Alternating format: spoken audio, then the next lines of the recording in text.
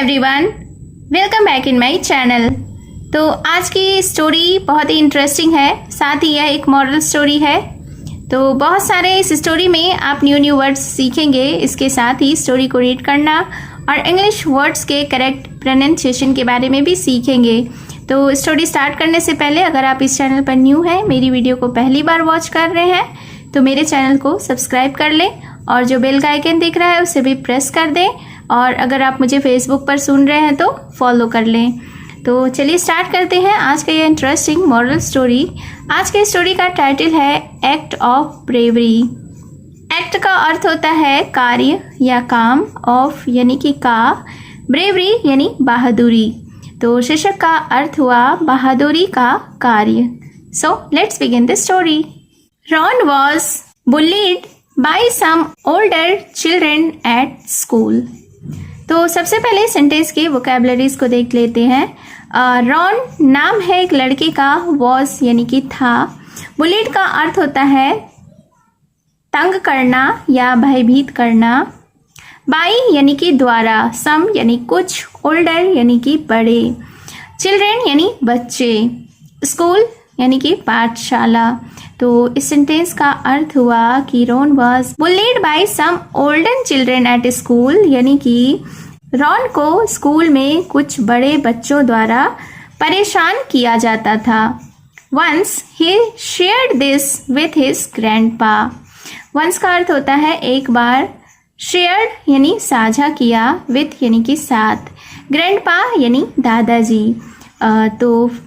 इस सेंटेंस को देखते हैं। वंस यानी कि एक बार, he shared this with his grandpa यानी कि उसने यह बात अपने दादाजी के साथ साझा की। Grandpa smiled, went to the store room and opened an old chest filled with many things.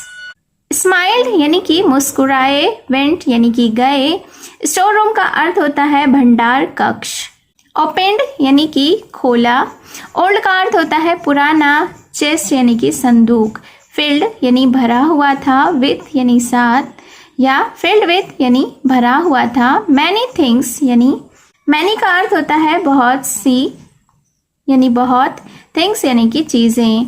तो इस सेंटेंस को देखते हैं। ग्रैंडपा स्माइल्ड यानी कि ग्रैंडपा दादाजी मुस्कुराए, went to the store room and opened an old chest filled with many things यानी कि दादाजी मुस्कुराए और भंडार कक्ष गए, भंडार रूम गए, and open N old chest और एक पुरानी संदूक खोली, फिल्ड विथ मैनी थिंग्स जो कि बहुत सी चीज़ों से भरा हुआ था।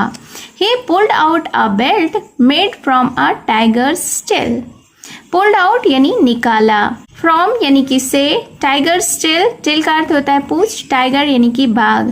तो टाइगर्स टेल का अर्थ हुआ बाघ की पूंछ। तो फिर उसके बाद क्या हुआ, he pulled out a belt यानी कि उसने एक बेल्ट को निकाला, made from a tiger's tail जो कि बाघ के पूंछ से बनी थी। ग्रैंडपा सेड, अब दादाजी ने कहा, वेयर दिस, वेयर यानी पहनना, दिस यानी कि यह। तो दादाजी ने रॉन से कहा, वेयर दिस यानी कि इसे पहनो। Whenever they bully you just gather your courage and face them. Whenever का अर्थ होता है जब कभी भी, दे यानी कि वे, बुली यू, बुली का अर्थ होता है परेशान करना या तंग करना या धमकाना, गैदर यानी इकट्ठा करना, करेज का अर्थ होता है साहस, फेस देम, फेस का अर्थ होता है सामना करना, देम यानी कि उनका। तो इस सेंटेंस को देखते हैं कि दादाजी ने आगे कहा रॉन से कि व्हेनेवर दे बुली यू यानी कि जब भी वे तुम्हें धमकाते हैं या परेशान करते हैं, just gather your courage and face them, बस अपना साहस जुटाओ और उनका सामना करो। You will turn into a tiger, turn यानी बदलना। और आगे दादाजी ने कहा कि तुम एक बाघ में बदल जाओगे। Excited Ron went to school and next day wearing the belt. Excited यानी उत्साहित या उत्तेजित, वेंट यानी कि गया, नेक्स्ट डे यानी दूसरे दिन। तो फिर क्या हुआ, excited Ron went to the school, यानी कि उत्साहित उत्तेजित रॉन दूसरे दिन स्कूल गया। वेयरिंग द बेल्ट यानी बेल्ट को पहनकर। The bullies were waiting for him, bullies यानी कि बदमाश, तो जो बदमाश थे उनका इंतजार कर रहे थे। He took a deep breath and looked them straight in their eyes. Took यानी कि लिया, deep breath का अर्थ होता है गहरी सांस, looked यानी कि देखा, straight का अर्थ होता है सीधा। तो फिर उसके बाद क्या हुआ, he took a deep breath यानी कि उसने एक गहरी सांस ली and looked them straight in their eyes और उनकी आंखों में सीधे देखा।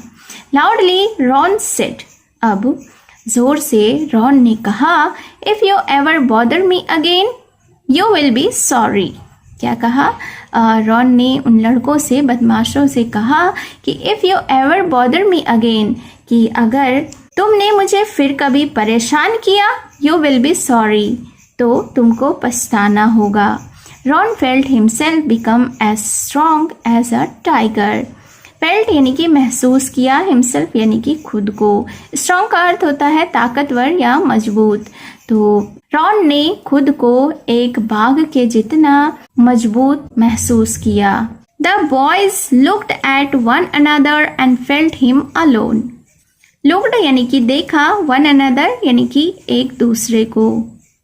तो फिर क्या हुआ, the boys looked at one another यानी कि लड़कों ने एक दूसरे को देखा एंड लेफ्ट हिम अलोन और उसे अकेला छोड़ दिया। अलोन का अर्थ होता है अकेला, लेफ्ट यानी कि छोड़ा।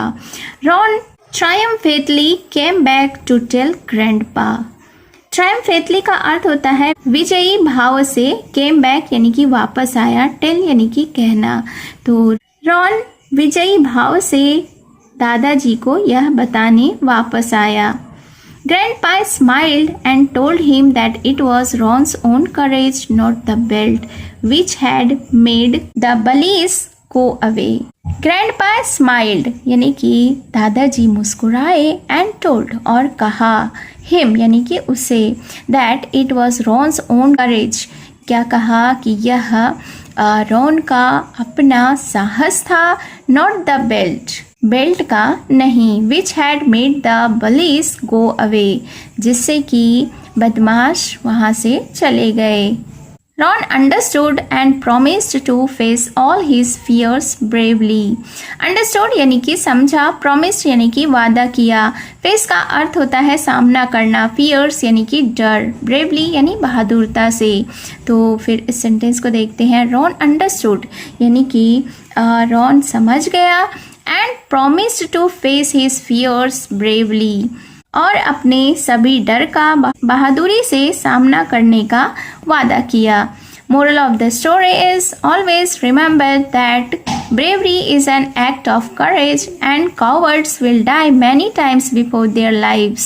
Always का अर्थ होता है हमेशा, remember यानी याद रखना, bravery यानी कि बहादुरता, act का अर्थ होता है कार्य या काम, courage यानी कि साहस, cowards का अर्थ होता है डरपोक या कायर, डाई यानी मरना, मैनी टाइम्स यानी कई बार, बिफोर यानी कि पहले, लाइफ्स यानी कि जीवन या जिंदगी। तो इस सेंटेंस को देखते हैं। Always remember that bravery is an act of courage, यानी कि हमेशा याद रखें कि बहादुरी साहस का कार्य है। And cowards will die many times before their lives, और कायर अपने जीवन से पहले कई बार मरेंगे। So it was the short English story. Hope you have enjoyed the story. और उम्मीद है आपने बहुत सारे एडवांस लेवल के न्यू वर्ड्स भी सीखे होंगे। तो जल्दी से चैनल को सब्सक्राइब कर लें और फेसबुक पर देख रहे हैं तो फॉलो कर लें। तो मिलती हूँ मैं फिर से एक न्यू इंटरेस्टिंग मोरल स्टोरी के साथ। Thank you for watching.